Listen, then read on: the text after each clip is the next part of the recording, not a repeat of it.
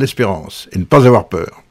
Alors vous aurez la chance ce samedi 24 novembre de pouvoir écouter le professeur Antoine Fleyfel, que j'accueille au téléphone. Bonjour. Oui, bonjour. Merci d'être présent au téléphone ce matin, ce n'est pas toujours évident. Alors Antoine Fleyfel, vous êtes franco-libanais, vous êtes maître de conférence à l'Université catholique de Lille et vous allez intervenir donc pour ces journées sur cette thématique importante, les chrétiens d'Orient et le printemps arabe. On a beaucoup parlé dans les médias de cette révolution dans les pays arabes. Alors, une révolution qui a changé les équilibres géopolitiques. Quelle est la situation aujourd'hui des chrétiens d'Orient suite à ce printemps arabe, entre guillemets? Alors, votre question est en soi problématique parce que vous posez cette question comme si les chrétiens d'Orient étaient une seule entité ou s'ils partageaient un seul destin ou s'ils avaient les mêmes difficultés. Alors elle est problématique parce que les chrétiens d'Orient vivent des situations géopolitiques différentes selon les pays où ils existent du monde arabe. Je m'explique davantage. La situation des chrétiens d'Irak, si jamais je peux parler d'une chrétienté irakienne, n'a rien à voir avec les situations des chrétiens d'Égypte et est tout à fait différente des chrétiens du Liban. Ne parlons pas des chrétiens du Syrie ou ceux de Jordanie qui vivent aussi dans une autre situation. Toutefois, nous pouvons déceler des traits principaux qui les unissent à cet égard géopolitique et face à ce que vous aimez beaucoup appeler en Occident le printemps arabe. Alors, les traits principaux, c'est que ces chrétiens, comme les musulmans, qui sont tous les deux arabes, ont des aspirations. Ces aspirations sont d'un côté des aspirations très basiques.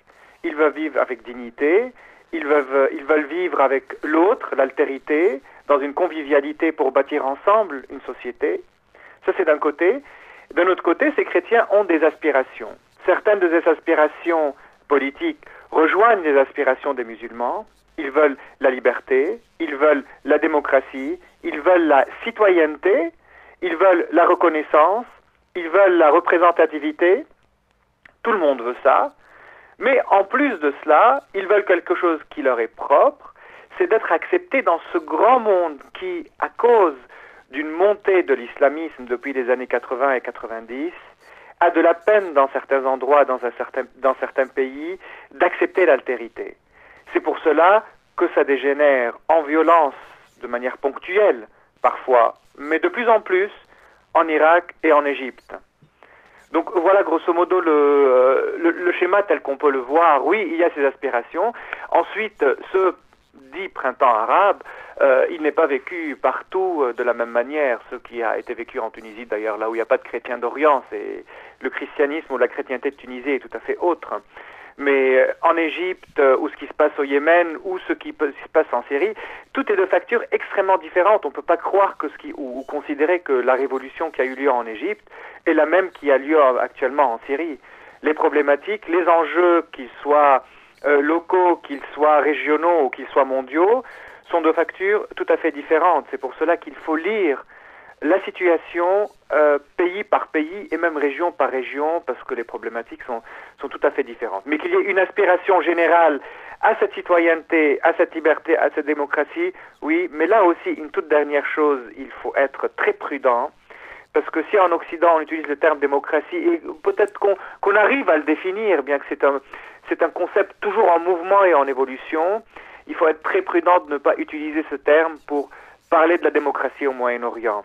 Parce que les peuples du Moyen-Orient ne conçoivent pas la démocratie telle qu'elle est conçue en Occident et ne s'attendent pas à des changements qui amènent une démocratie semblable à celle de l'Occident, qui pourrait, pour des raisons purement culturelles, mais peut-être aussi religieuses et politiques, rejeter. C'est pour cela qu'il faut vraiment faire beaucoup de dialogue, beaucoup de patience, mais il faut, comme vient de le dire mon cher ami, Monsieur Empereur, avoir beaucoup d'espérance et ne pas avoir peur, parce que c'est possible. Je rejoins tout à fait l'analyse du professeur Antoine Fleyfel. Je retiendrai de tout ce qu'il vient de dire altérité, diversité, vitalité et convivialité. Ce sont les maîtres mots du dialogue dans cette région d'Orient très complexe et très compliquée. Je rejoins aussi son analyse sur l'idée qu'il ne faut pas plaquer nos concepts à nous, Européens ou Occidentaux, en particulier de démocratie, sur ce monde.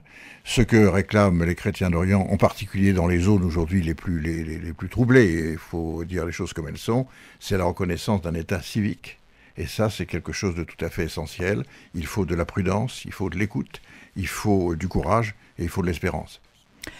Professeur Antoine Fleyfel, un autre point qui semble ambigu aussi, c'est cet esprit de solidarité, entre guillemets, qu'on peut avoir envers les chrétiens d'Orient. La solidarité, c'est un mot à double tranchant, si je puis dire. Quelle attitude doit-on avoir envers nos frères d'Orient ? Alors, la solidarité, vous voulez de le dire. Il est ambigu ce terme parce que solidarité, au XIXe siècle et même au début du XXe siècle, fut pour ces États, qui avaient beaucoup de sollicitude pour les chrétiens d'Orient, l'occasion d'une instrumentalisation géopolitique. Il faut le dire tel quel, ça a duré des siècles. Les États occidentaux ont instrumentalisé ces communautés orientales afin de pouvoir combattre l'Empire ottoman ou afin de pouvoir asseoir leurs intérêts géopolitiques. Ce n'est absolument plus le cas maintenant. Il ne me semble pas, grosso modo, avec des exceptions près, que les chrétiens d'Orient sont instrumentalisés par ceux qui sont en train de les aider. Je parle d'une manière très particulière du Saint-Siège qui fait une activité diplomatique extraordinaire, mais il fait ce qu'il peut. Le Saint-Siège n'a ni armes ni argent, hein, au contraire de tous les acteurs qui sont en train de mettre le Moyen-Orient dans l'état où il est. Et il y a bien sûr les églises occidentales, les églises de France, en Belgique, en Allemagne, qui sont en train de faire beaucoup pour ce qu'on dit être les chrétiens d'Orient, donc pour ces chrétiens qui sont en Orient. Et donc je peux mentionner d'une manière très particulière l'œuvre d'Orient, mais aussi beaucoup d'autres associations qui existent en Belgique et en Allemagne et qui font beaucoup. Alors cette solidarité, elle est nécessaire parce que vous ne pouvez pas vous imaginer à quel point l'aide qui est donnée aux chrétiens d'Orient est nécessaire pour eux, donc par le biais de ces associations. Par exemple, lorsque ces associations sont en train de faire une aide financière à des diocèses ou à des dispensaires ou à des écoles ou à des paroisses qui sont dans le besoin et qui ne pourraient pas subvenir à leurs besoins sans cette aide, et bien là, cette solidarité, elle est plus que nécessaire. Lorsque l'œuvre d'Orient et d'autres associations sont en train de parler des chrétiens d'Orient, en France, partout, dans les médias, dans les journaux, faire des conférences, tout ce que vous voulez, alors ça aide les chrétiens d'Orient parce que ça ouvre les yeux des politiques en leur disant « N'oubliez pas, il y a une cause, je ne veux pas dire chrétienne, l'Europe n'en est peut-être plus là maintenant malheureusement, mais il y a une cause humaine ici. Il y a des minorités, il y a un droit, il y a une citoyenneté qui doit être établie. Alors soyez là. » Alors ces associations en faisant cela font beaucoup. Et troisièmement aussi, il faut dire que ces associations, ces églises, ces gens de bonne volonté occidentaux, en faisant ce qu'ils font, non seulement ils aident les chrétiens orient catholiques, parce que par exemple l'œuvre d'Orient est concernée de prime abord par les églises orientales catholiques, mais en aidant les catholiques, elle est en train d'aider tous les autres chrétiens, orthodoxes orientaux, etc. Parce qu'il y a une sacrée imbrication dans le christianisme oriental. Il ne faut pas croire qu'il y a d'un côté les catholiques, d'un autre les orthodoxes. Tous sont ensemble. Ma grand-mère est orthodoxe, mes amis d'enfance sont protestants, j'ai un autre cousin qui est chaldéen, donc nous sommes imbriqués. Donc deux, elle est en train d'aider toutes les autres églises, ces associations, elles sont en train de les aider. Et trois, elles sont aussi en train d'apporter une aide aux populations musulmanes. Pour la raison très simple, c'est qu'on est dans une école qui accueille, que sais-je, dans certaines régions, 70% de musulmans et 30% de chrétiens. Eh bien, ce que ces chrétiens occidentaux sont en train de faire pour ces chrétiens orientaux catholiques bénéficie à tous les gens, à une partie des gens qui ne sont pas catholiques et qui ne sont même pas chrétiens, mais qui sont aussi imbriqués et qui vivent avec ces chrétiens dits d'Orient. Une dernière question, Antoine Fleyfel. Ces derniers jours, divers appels à la prière ont émergé des églises, hein, notamment de l'Église catholique en France, pour ce qui est en train de se passer en Terre Sainte aujourd'hui, alors notamment avec les territoires palestiniens, etc., le Liban, la Syrie. Quel est le sens de cette prière que nous pouvons formuler pour ne pas simplement rentrer dans des divergences et des soutiens politiques de part et d'autre? Quel est le sens de cette prière pour soutenir cette Terre Sainte, comme on l'appelle? Alors, le sens de cette prière, c'est un sens d'espérance. Nous sommes croyants et nous croyons que Dieu est capable de semer la paix là où il y a la guerre, l'amour là où il y a la haine, l'espérance là où il y a un avenir sombre, et la vie là où il y a la mort.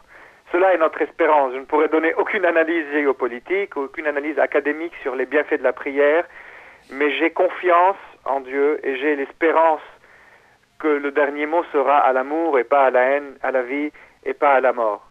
Mais agrémentons aussi cette prière par notre action qui peut être notre pensée, qui devrait s'incliner du côté du bien et pas du côté du mal, par une action, que sais-je, chacun fait comme il peut. Peut-être qu'une personne va donner 10 € parce que ces 10 € vont aider une famille démunie. Peut-être qu'une autre personne va assister à une certaine manifestation, que sais-je, chacun a sa libre conscience d'agir comme il le veut.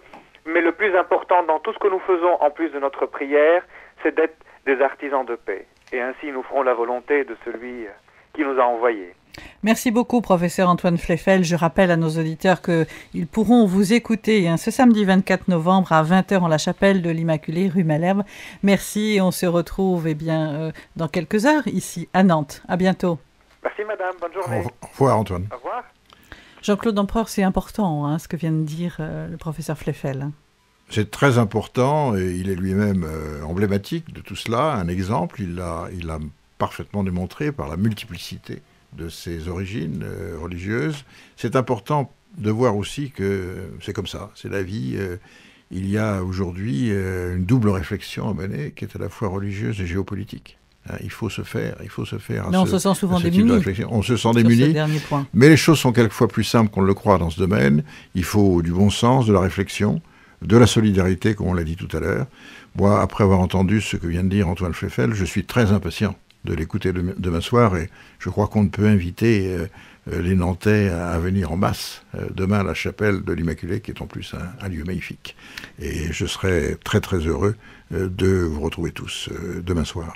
Alors l'émission n'est pas finie, on a encore beaucoup à dire sur ces 4e journées chrétiens d'Orient qui ont lieu donc ce samedi 24 novembre et ce dimanche 25 novembre. Je rappelle en 2 parties, donc samedi 24, le professeur Antoine Fleyfel que vous venez d'entendre, qui est de nationalité franco-libanaise, qui parlera des chrétiens d'Orient et le printemps arabe, une conférence qui a lieu donc à 20h30 en la chapelle de l'Immaculée. Il faudra arriver quand même en avance. La chapelle de l'Immaculée qui se situe rue Malherbe, vous le savez, cette petite chapelle gothique, ce joyau